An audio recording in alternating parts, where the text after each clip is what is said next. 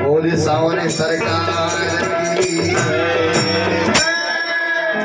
गोपियों ने क्या सरकार, ये तो प्रेम की बात है, ये प्रेम की बात है सरकार। और प्रेम में आज हमारे श्री ठाकुर जी महाराज मानो गोपियों से दूर भले हमारा कान्हा है भैया, पर गोपियों के हृदय तो भगवान है। ये हम नहीं कहते भैया, वहां को हमारा कन्हैया भागवत में दिया गया है कि जो व्यक्ति श्रीमद् भागवत ग्रंथ भैया आप देख रही हो ना, ये प्रथम खंड और द्वितीय खंड, दो खंड में श्रीमद् भागवत ज्ञान गंगा यज्ञ की कथा है। प्रथम स्कंध से लेकर के अष्टम स्कंध तक एक तो पुस्तक में है भैया, एक खंड में, और दूसरे खंड में नवम स्कंध से लेकर के द्वादश स्कंध 18,000 श्लोक हैं। और इन 18,000 श्लोकों में भैया 345 अध्याय है। 345 अध्याय की कथा है। अब चाहे छोटे वाले वक्ता हमको जान लो, चाहे बड़का वाले, और कोई भागवत की पूरी कथा को नहीं विस्तार से सुना पाता। क्यों? क्योंकि भैया इसका जड़ केवल एक है, और टहलियां ना जाने कितनी है कथाएं की। कोई चाह ले कि 7 दिन में भगवान की कथा पूर्ण कर ले, पर 7,000 वर्ष लग जावे पर पूर्ण नहीं होने वाला है। गोस्वामी जी ने इसी बात को कहा, हरि अनंत हरि कथा अनंता। प्रभु अनंत है, अनंत भगवान की कथाएं है भैया। इस भागवत में एक श्लोक है भैया, सुखदेव बाबा गान करते हैं, कहा श्रीमद् भागवत महाश्लोके श्लोकार्ध में बचा,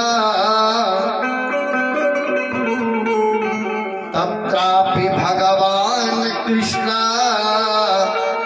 वल्लभेन विराजिते। भागवत के 18 श्लोकों का पाठ नहीं करना है भैया, आप बड़ा सरल बना दिया है। का एक श्लोक का जो नित्य पाठ करता है, का वह भी यदि काम अधिक हो मैया, एक श्लोक का पाठ भी व्यक्ति यदि न कर पावे तो का श्लोकार्ध में बचा, आधे श्लोक का पाठ करे। और जो आधे श्लोक का पाठ करे ना, तो उसको भी साक्षात हमारे प्रभु दर्शन देते हैं राधा रानी के साथ। बोले राधा कृष्ण भगवान की जय। अब इससे सरल उपाय अब क्या चाहिए भाई?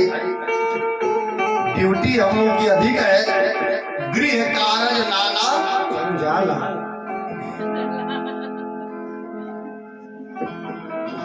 बहुत काम है। चेहरा देख रही है ना तीनों मूर्ति, अभी लोग घर बेचारे कई दिन का ना देख ले घर। हाँ, 2 जने परिवार वाले हैं, मान ला हमार भैया यार मिश्रा जी दोनों मिश्र लोग और दो ठे पार्टी जी लोग भाई मेरा परिवार का तो कौनो बात ना है। कहने का मतलब भैया ये तीनों मूर्तियां नित्य प्रतिदिन रात में तो हम लोग 12-1 बजे तक घर पहुंचते हैं। हम तो पहुंच जाते हैं, लोग छोड़ करके फिर पुनः रामचरितमानस का कहीं पाठ है, कहीं जागरण है, कहीं कुछ है।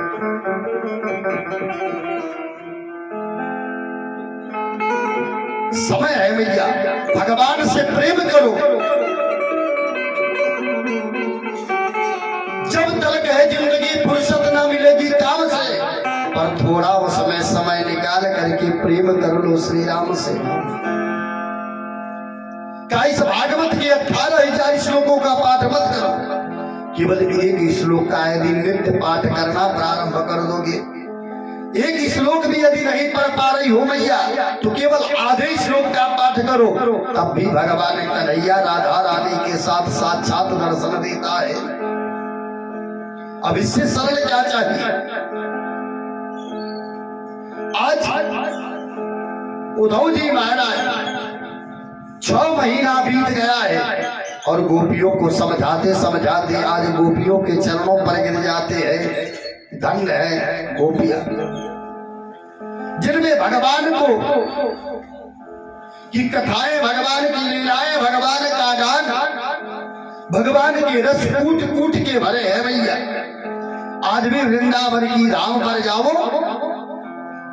तो हमारे ठाकुर जी के चरणों में जाओ, देखो एक भक्त है भैया, प्रारंभिक शिक्षाएं होती थी, गुरुकुल में पढ़ता था, नित्य प्रतिदिन ठाकुर के पास जाया करता था, पट खुलता था भैया। जब जाओगी ना तो बड़े बड़े पर्दे लगे हैं, बड़ा दरवाजा है ठाकुर का। वो संत जाकर के भगवान की मूर्ति को देखता था, निहारता था ठाकुर के स्वरूप को।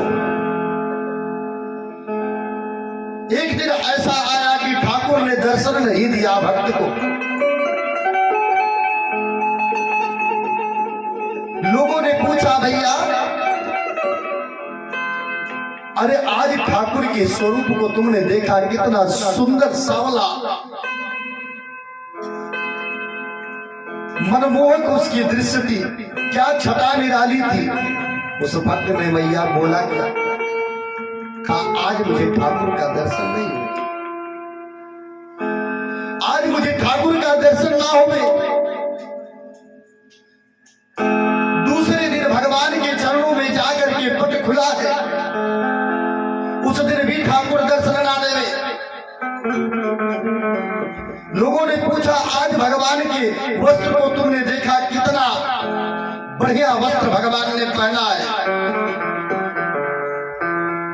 कहा मुझे तो ठाकुर ना दिखे, ना जाने क्या हो गया कि प्रभु का दर्शन नहीं हो रहा है। हे मैया, तीसरा दिन आया है, तीसरे दिन भी भगवान का दर्शन ना हुआ है। आज सोच करके चला है, यदि भगवान का दर्शन ना हुआ तो यमुना मैया के जल में ही जल समाधि ले लेंगे। जब ठाकुर का दर्शन ना होवे, यमुना मैया की पावन तट पर चला है, यमुना मैया में प्रवेश होने जा रहा है। ठाकुर आज साक्षात उसकी सन्मुख आया है। मेरा कन्हैया उसके सन्मुख आया है भैया, पूरे शरीर में मानो किसी अंग को छुओ, जैसा एक रोगी भवरोग, जहां खुजली होवे वहां से पंछा निकल जावे, ऐसा अद्भुत स्वरूप का एक संत आया है। कारे भैया कहाँ जा रहे हो? हम तुम्हारे दर्शन के लिए ही तो इतने दूर से आए हैं। कहा मेरे दर्शन के लिए? कहा हाँ सरकार। कहा बाहर आ जाओ। यमुना मैया के जल से बाहर निकल करके आया है। बताओ, कहा इतने दूर से चल करके केवल दर्शन के लिए तेरे आया हूं, तू चल करके केवल कन्हैया से गुहार लगा दे कि मेरे इस रोग को, भव रोग को समाप्त कर दे। का स्वप्न में मुझसे कहा, यदि आपका भक्त एक बार कह दे तो तेरे सारे रोग पीड़ा समाप्त हो जाएगा। कहा सरकार मेरे कहने से कहा, और आज ठाकुर के चरणों में जाकर के निवेदन किया है कि इसके सारे रोग समाप्त हो जाए। अब क्या है सरकार, ठाकुर मानो एक स्वच्छ शरीर में उत्पन्न हो जाती है, सुंदर शरीर बन जाता है।